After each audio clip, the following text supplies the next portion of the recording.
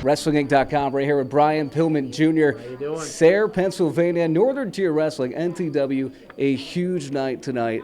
You had a big match, and just tell me about what tonight was all about, the Nikki Baker Memorial. We're out here tonight. We're trying to raise money for Nikki Baker's Memorial Foundation. It means a lot to me to be able to give back the same way that so many wrestlers gave back when my father passed away, and us kids, we needed money to get us going and to get us back on our feet for our families. So that's what wrestling's all about. It's the word family. That's what comes to mind when I hear wrestling, and it was very wonderful for the guys here to brought me in. Last night I was over there in Hazleton, Pennsylvania, and then tonight here in Sayre. My first time visiting this area, and it's been amazing. It's been an outpouring of support for me. So yeah, and no doubt about it. Certainly, you're a star on the rise in the wrestling industry, MLW as well. Just talk about these first year and a half, the first 2 years of your career so far. Been really lighting the world on fire. You've been going out there and getting everything you got. And, it's all about really believing in yourself, and that was the thing. When I first started, I was very confident and believed in myself, even though every weekend I would go out there and I might be put into positions where I wasn't ready, and I'd be nervous, and a lot of times I'd fail early in my career, but it was those failures that propelled me further, and I kept learning, and then eventually I'm starting to find out who I am in the ring and outside the ring as well. So things are starting to come together. The matches are starting to come together, and I must say I'm doing pretty good right now. Yeah, life's going good, man. Dominating out there, and the new Hart Foundation. Got to ask you about that. Recently, we talked to one of your fellow members in that great group, this new Hart Foundation on WrestlingInc.com. And tell me about that. What's an experience like? I know your dad was the only non-family related member, a part of the original Hart Foundation. Yeah, and as you can see.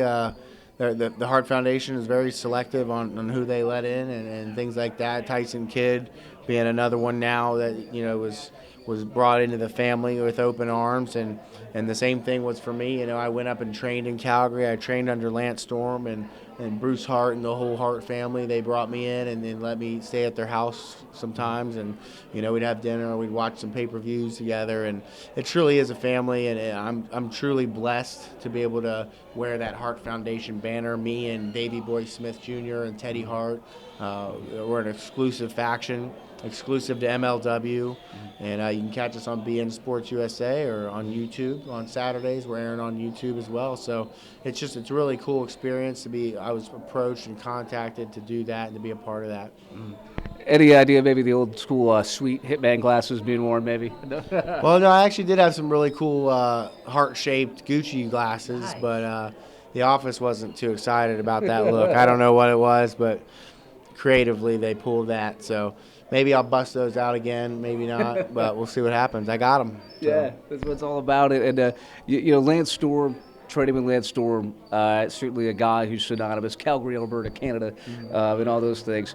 What was it like training with him? But also you had quite a journey to get there, right? A heck of a road trip. Yeah. It's about a 30-hour drive from my house in Covington, Kentucky, just shy of Cincinnati, Ohio.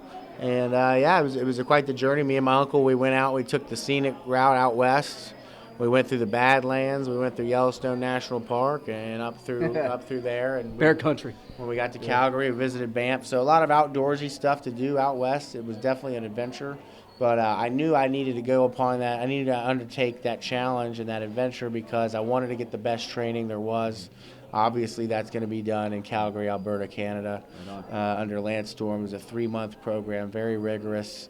If anybody's interested in pursuing a career in this business, you'd be shooting yourself in the foot to not go train with Lance Storm. So it was definitely the best decision I made of my career, clearly, because that aligned me with the Hart family and put me in a good position. So excellent, Brian. And got to ask you this: what's the goal for you? What's the main thing, or do you just kind of take it in stride, whatever you do in the wrestling industry? What's that ultimate goal for you?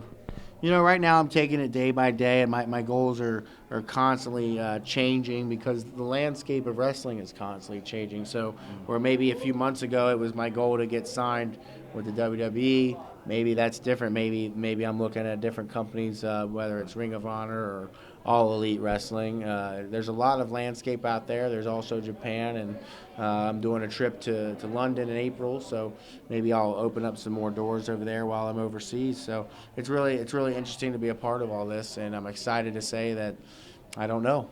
I don't know my plans for the future, and that's exciting. Well, I think it's very bright. Nonetheless, whatever you decide, you're going to achieve it. And Brian Pillman son, obviously you get those questions a lot, but I want to ask you this: what are the expectations, of being a Pillman, so to speak? Yeah, and that's what I was talking about earlier. Always on my way in my car on my way to a show, getting ready to fail and being very nervous, and it's because of those expectations were so high that I felt like I was failing my father. But just like every other profession in this business, it takes a while to really find yourself and to really learn and to take things stride. And after about a year and a half, I can say I'm fully confident in my ability, and I truly think that not only am I living up to his legacy, but I'm also carving my own. I'm also creating my own style of wrestling. I'm borrowing from different styles, whether it's Japanese, lucha, American, Canadian style. I'm doing it all. So, yeah. Excellent, Brian. And obviously your dad was the loose cannon, right? That nickname is so synonymous with everything. And tell me about that. What's the craziest thing you've heard, a story about your dad in the ring? Well, I've heard tons of crazy stories. Obviously, you see the videos of him wrestling a pencil and him, trying to work the boys, and he runs back to the locker room. Oh my God, he's hurt, he's killed. He's yelling that guys are in the ring. We need to get him. We need to call the emergency room. All this, and then turns out he's just working the boys. Just fun stuff. He always was in, and I don't want to say always in character, but he was always in a mood to entertain. He was always in a mood to pop people and to make people laugh, and I feel like I share that similar trait. I think that's what makes me a good entertainer, to follow in his footsteps, because I share that trait that I like to get people to pop and have fun and prank around and stuff like that. You can't take life too seriously. Yeah. You know what I'm saying? Yeah, we saw that tonight out in the ring, too, seeing you out there. You definitely rocked the house out there tonight in your match, that triple threat match. And, one thing I thought was pretty cool was a nice tweet from Stone Cold Steve Austin about an item in your guys, a pool, so to speak, from the Pillman gun incident on Raw. I mean, how crazy was that? Yeah, that was wild. Steve broke into my house, and there was glass on the floor for like 3 weeks after that. I was like, when's somebody going to clean this up? He literally broke into my house, and rest in peace to that kiddie pool. I never saw anything of it after that. I guess they hid the evidence pretty well. They threw that out. So he apologized, right? He apologized, and I'm still a little salty about it, but we buried the hatchet. And of course, Steve Austin is somebody he's great to have in your corner, and I'm blessed to have Steve Austin in my corner, constantly calling me up, giving me advice, and looking over my matches and stuff. So it's great, and I hope I can follow in Steve's footsteps as well, and hopefully become a huge star and generate a lot of hype into wrestling. Yeah, just a couple more quick questions. Brian Pillman Jr. here at NTW and WrestlingInc.com, and Brian, Stone Cold Steve Austin as well. Where's a special necklace that your dad had a lot to do with?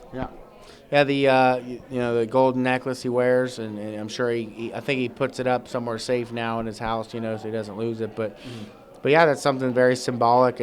Steve will always tell me, it's really hard to make friends or to keep friends in this business. But he said if he had one true friend, it was my dad. So they were truly best friends in the business. Yeah, the Hollywood Blondes, very special back in the 90s in WCW. And Brian, if you had a message, if you could say something to your dad right now, what would you tell him about all your progress and all your success in the wrestling? I know he's proud.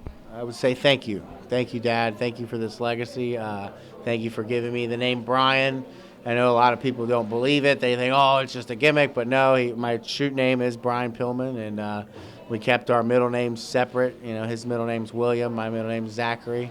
So if there's a work, it's the junior's a work. I'm not legally a junior, but wrestling is cool, and we can we can use that. You can do that. I'm Brian Pillman the second, the junior, the second coming, whatever, 2.0, whatever you want to call me.